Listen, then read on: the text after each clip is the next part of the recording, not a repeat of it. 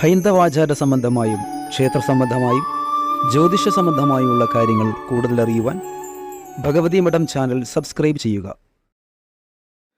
നമസ്കാരം. ഭഗവതി മഠം ചാനലിന്റെ ഇന്നത്തെ വീഡിയോയിലേക്ക് എല്ലാ പ്രിയപ്പെട്ട സജ്ജനങ്ങൾക്കും സ്നേഹം നിറഞ്ഞ സ്വാഗതം. ഞാൻ മഹേഷ് ഉഷസ്. ക്ഷേത്രാചാര സംബന്ധമായതും ഹൈന്ദവാചാര സംബന്ധമായതും ജ്യോതിഷ സംബന്ധമായതുമായ കുറേയേറെ കാര്യങ്ങളെക്കുറിച്ചാണ് ഈ ചാനലിലൂടെ നാം ചർച്ച ചെയ്തു വരുന്നത്. ഇന്ന് കൊല്ലവർഷം 1200 ആണ്ട് ചിങ്ങമാസം മുതൽ കർക്കിടക മാസം വരെയുള്ള കാലയളവിൽ മിഥുനം രാശിയിൽ ജനിച്ചിരിക്കുന്ന ആൾക്കാരുടെ ഒരു വർഷത്തേക്കുള്ള ഗുണദോഷ സമ്മിശ്രമായിട്ടുള്ള ഫലവിശേഷങ്ങൾ എന്തൊക്കെയാണെന്ന് നമുക്കൊന്ന് ചിന്തിക്കാം. മിഥുന രാശി കൂറ് ആയി വരുന്നവർക്കും അതുപോലെ തന്നെ മിഥുനം ലഗ്നത്തിൽ വരുന്നവർക്കും ഏകദേശം ഒരുപോലെയൊക്കെ തന്നെയുള്ള ഫല സവിശേഷതകളൊക്കെ തന്നെ ആയിരിക്കും നടക്കുന്നത്. അവയിൽ തന്നെ ലഗ്നം കണ്ടുപിടിക്കണമെങ്കിൽ ഗ്രഹനിലയിൽ ല എന്ന് അടയാളപ്പെടുത്തിയിരിക്കുന്ന മിഥുന ലഗ്നത്തിലാണ്, മിഥുന രാശിയിലാണോ എന്ന് ഒന്ന് പരിശോധിക്കുക. അതുപോലെ ചന്ദ്രൻ അടയാളപ്പെടുത്തിയിരിക്കുന്നതും മിഥുന രാശിയിലാണ് എന്നുള്ളവർക്ക് മിഥുന കൂറുകാരാണ്. അപ്പൊ അങ്ങനെ മിഥുനം രാശിയിൽ ലഗ്നമോ ചന്ദ്രനോ വന്നിട്ടുള്ള ആൾക്കാർക്ക് അവരുടെ ഒരു വർഷക്കാലത്തേക്കുള്ള ഗുണദോഷ ഫലങ്ങൾ എന്തൊക്കെയാണെന്ന് നമുക്കൊന്ന് ചിന്തിക്കാം. ഇവിടെ മിഥുന രാശിയിലെ ചന്ദ്രൻ നിൽക്കുന്ന അല്ലെങ്കിൽ നക്ഷത്രം മിഥുന രാശിയിൽ വന്നിരിക്കുന്നവർക്ക് മിഥുന കൂറുകാരെന്നാണ് പൊതുവെ നമ്മൾ പറയാറുള്ളത്. അത് മകേര നക്ഷത്രത്തിന്റെ 3-4 പാദത്തിൽ ജനിച്ചിരിക്കുന്നവരും അതുപോലെ തിരുവാതിര നക്ഷത്രക്കാരും പുണർന്ന നക്ഷത്രത്തിന്റെ 1-2-3 പാദങ്ങളിൽ ജനിച്ചിരിക്കുന്നവരും മിഥുനക്കൂറുകാരാണ്. 12ാം ഭാവത്തിൽ വ്യാഴവും 9ാം ഭാവത്തിൽ ശനിയും 10ാം ഭാവത്തിൽ രാഹുവും സഞ്ചരിക്കുന്ന കാലമായതിനാൽ അധികമായി വഴിനിരത്തിട്ടുള്ള ക്ലേശവും കഠിന ദുഃഖങ്ങളും സംഭവിക്കാൻ സാധ്യതയുണ്ട്. വ്യയത്തിന് സാധ്യത കാണുന്നുണ്ട്. വ്യയം എന്ന് പറഞ്ഞാൽ അധികമായിട്ടുള്ള ചെലവിന് സാധ്യത കാണുന്നുണ്ട്. ദുഷ്പ്രവൃത്തികളും രോഗവും അലട്ടുവാനുള്ള സാധ്യതയുമുണ്ട്. ഗൂഢവിദ്യകളിൽ താല്പര്യം കാണിക്കുകയും സ്വപ്രയത്നത്താലും യോഗ്യത കൊണ്ട് സ്ഥാനലഭ്യതകളൊക്കെ ഉണ്ടാകുവാനും കാലഘട്ടമാണ് ഈ പറഞ്ഞിരിക്കുന്ന ഒരു വർഷക്കാലം. ചിങ്ങമാസത്തിൽ സ്ഥാനപ്രാപ്തിയും ഗൃഹലാഭവും ധനം, സന്തോഷം, അലങ്കാരം ഇവയുടെ ലാഭവും ശത്രുനാശവും പ്രതീക്ഷിക്കും. ഭയം ഉണ്ടാകുവാനുള്ള ഇടയുണ്ട്. കുടുംബത്തിൽ അഭിവൃദ്ധികൾ ഉണ്ടാകും. കന്നിമാസത്തിൽ സ്വർണ്ണാഭരണ ലാഭവും ജയവും സന്തോഷദായകവുമായ കാലഘട്ടമായിരിക്കും. ശത്രുപീഠ, രോഗം ഇവയ്ക്കുള്ള സാധ്യതയും കാണുന്നുണ്ട്.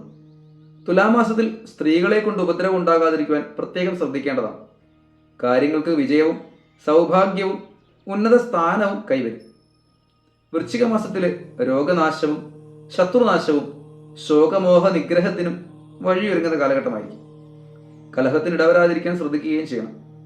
ധനുമാസത്തിൽ രോഗവും കലഹവും അധികാരികളിൽ നിന്നുള്ള ഭയവും ദുഃഖവും മനസ്സമാധാനം നഷ്ടപ്പെടുത്തുന്ന കാര്യങ്ങളും ഉണ്ടാവും. സൽക്കർമ്മങ്ങൾക്ക് വിഘ്നസാധ്യതയും കാണുന്നുണ്ട്. മകരമാസത്തിൽ കാര്യവിജയം, പുത്രസുഖം, വസ്ത്രലാഭം, ധനപുഷ്ടി, മനസുഖം, സാമർഥ്യം എന്നിവയുണ്ടാകും. മത്സരങ്ങൾ ഉണ്ടാകുവാനുള്ള സാധ്യതയും കാണുന്നുണ്ട്. കുംഭമാസത്തിൽ ശ്രേഷ്ഠമായ കർമ്മഫലസിദ്ധി ഉണ്ടാകും. ഭയം ഉണ്ടാകുവാനും ഇടയുണ്ട്. ശത്രുക്കൾക്ക് നാശവും സ്ത്രീ സുഖവും സംഭവിക്കും. മീനമാസത്തിൽ സ്ഥാന ബഹുമാനാദികൾ വന്നു ചേരും. നല്ല സംസാരവും പലവിധത്തിലുള്ള ലാഭവും ധനലാഭവും സുഖവും കാര്യവിജയവും ഭാര്യപുത്രാദികളോട് സഹവാസവും പ്രതീക്ഷിക്കാം. മേടമാസത്തിൽ ബന്ധുക്കളുമായി വിരോധത്തിനുള്ള സാധ്യത കാണുന്നുണ്ട്. ആരോഗ്യം നിലനിർത്തുവാൻ കഴിയും.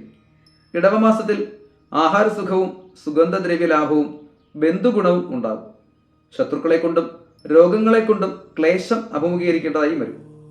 മിഥുനമാസത്തിൽ ധനപുഷ്ടിയും വാഗ്വിലാസവും പലവിധ ദ്രവ്യലാഭവും വസ്ത്രാഭരണ പുഷ്ടിയും കരഗതമാകുന്നതാണ്. ബന്ധുക്കളുമായി വിരോധിക്കാതെ ഇരിക്കാനുള്ള ജാഗ്രത പുലർത്തേണ്ട കാലഘട്ടം കൂടിയാണത്. കർക്കിടക മാസത്തിൽ സ്ഥാനപ്രാപ്തിക്കുള്ള അവസരങ്ങളുണ്ടാകും.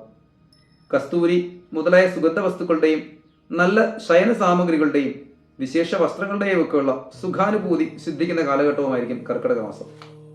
അപ്പോൾ വർഷത്തിലെ ആദ്യത്തെ കുറച്ച് നാളുകൾ കുറേയേറെ ബുദ്ധിമുട്ടുകൾ സഹിക്കേണ്ടി വരുന്ന ഒരു കാലഘട്ടമായിരിക്കും എന്നുള്ളതിന് കാരണം ഇവിടെ 12ാം ഭാവത്തിൽ കൂടി സഞ്ചരിക്കുന്ന വ്യാഴത്തിന്റെ ഗോചരഫലം നമുക്ക് വിപരീതമായിട്ട് മിഥുനക്കൂറുകാർക്ക് സംഭവിക്കാൻ സാധ്യതയുണ്ട്. വിപരീതമായെന്ന് പറഞ്ഞാൽ അവർക്ക് ഒരുപക്ഷെ വ്യയം ഒരുപാട് കൂടുന്നൊരവസ്ഥയും അതുപോലെ സ്ഥാനഭ്രംശാദി വിഷയങ്ങളും ഒക്കെ ഒരുപക്ഷെ ഈ 12ാം ഭാവത്തിൽ കൂടിയുള്ള വ്യാഴത്തിന്റെ സഞ്ചാരഫലം കൊടുക്കും.